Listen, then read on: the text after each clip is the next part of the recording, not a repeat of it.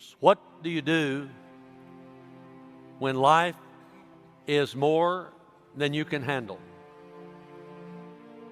What do you do when life seems overwhelming? What do you do? When you don't know what to do, number one, trust in the Lord. When you don't know what to do, you say, I don't know what to do. I don't know what to do in my marriage. I don't know what to do with these kids. I don't know what to do with my job. I don't know what to do about my health. I don't know what to do about my business. I don't know what to do. I'll tell you what you do. You trust the Lord. When you're under attack, it's easy to think, I can't go on. The lie Satan wants you to believe is, it's not worth it.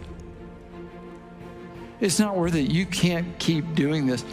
His lying voice says, you can't keep going. It's too difficult. You can't do this. That lie is most powerful when you're lonely and tired, when you can barely summon the strength to get up, let alone keep going. Have you ever been there? Maybe you're there now. Don't quit. Don't buy into the lie that you can't make it. God knows what you're going through, and He'll give you the strength to make it. If you quit, you'll never receive the reward. Satan wants you to quit before the harvest. Don't do it. Don't quit. You've tried to share your faith at work, and all they do is reject you. Don't quit. You invited your family to church 100 times. They won't come. Don't give up. You've lived a consistent life at school, and all it earned you is being made fun of. Don't quit. You lost someone or something important. Don't quit. Don't become weary in doing good. For at the proper time, at God's time, there will be a harvest if you don't give up. Don't quit. We have got to get to this place where we refuse to quit. Like, you're not going to like this. Ready? Quit quitting. Quit quitting. I'm watching people in the season quit like nobody's business. We're like quitting everything. We're quitting jobs. We're quitting marriages. We're quitting our relationships. We're quitting our faith. We're quitting church. We're quitting our calling. We're quitting our teams. It's like people are quitting like left and right. Why? Because they are not holding on to their destiny. Come on, you might be one step away from a breakthrough. You might be one day away from victory. You might be one moment away from your 2 Samuel, where all of a sudden you pass the test and now God can promote you into this new space. You see, we don't quit because it's hard. We quit because we lose hope. You can deal with hard. You can't deal with a heart full of depression and despair and discouragement and defeatism. And hope and despair can't exist in the same heart because they sit on the same seat. And what happens is we don't see instant results, and so we kind of give up. It's too much for us. We want to follow and see instant fruit. We want to trust and see instant answers. We want to obey and see instant breakthrough. But I think some of this season, God's just saying, will you keep following me even if you don't see results? It's literally an invitation. I feel like God's extended. Will you keep following me even if you don't see results? See, nobody can stop you from your destiny. The only thing between you and where God wants you to go is your willingness to strengthen yourself in the Lord, to look for Him for hope instead of the world for despair. Don't quit. When you feel like quitting, don't. When you want to give up, don't.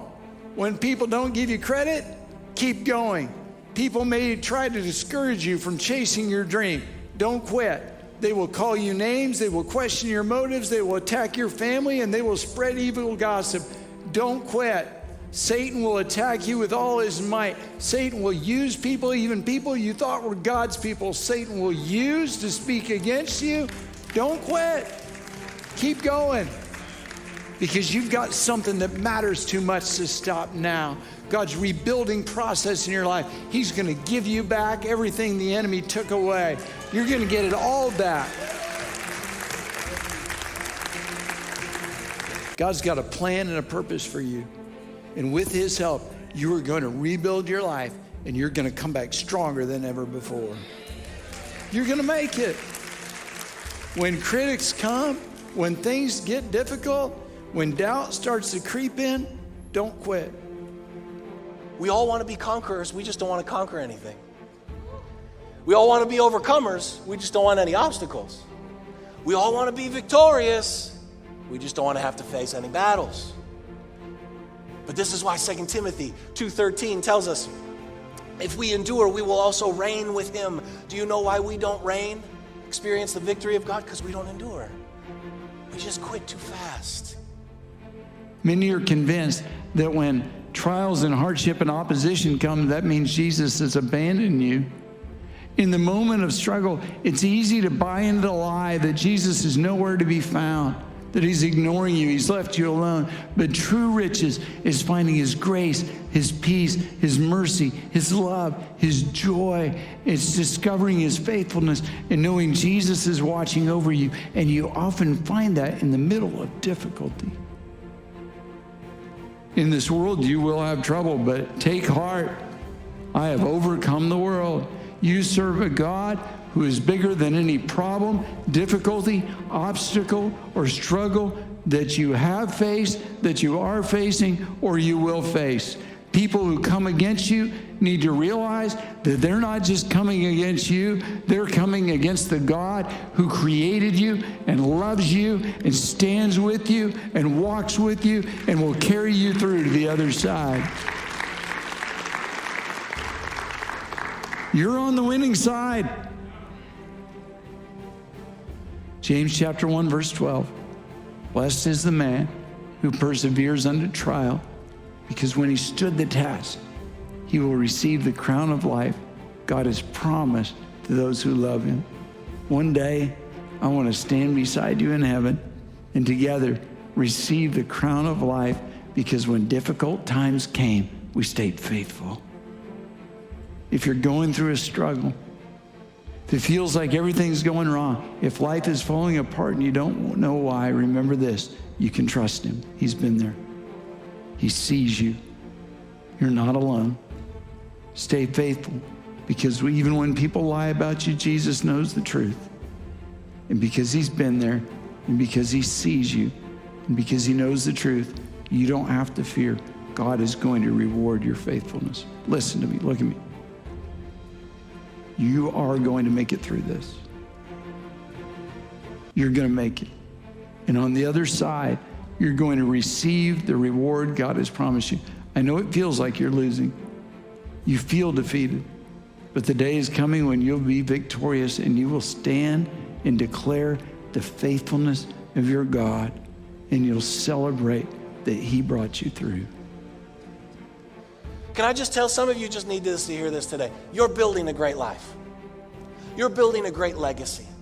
You are building a great family right now. You're building a great marriage. You're building a great business. You're a part of building a great kingdom. You're a part of building a great church. Come on. This is not the season to quit. This is the season to strengthen yourself in the Lord and look to him for hope instead of the world for despair. And hear me, this is not a one-time event. It's a lifestyle. It's a daily choice, man. It's called endurance, perseverance, tough-mindedness. You never quit. No matter how impossible the odds, no matter how tough the opponent, how dark the hour, no matter how high the mountain or how difficult the climb, don't quit. Never quit. A mountain climber climbs mountains. He doesn't quit halfway because the climb is difficult or because he's tired. He goes to the top. Are you getting this? Don't quit. Life with Jesus is not guaranteed to be trouble-free. Don't quit the first time there's a problem. You'll still get sick. You'll still have flat tires. There'll still be opposition. When trouble comes, don't quit.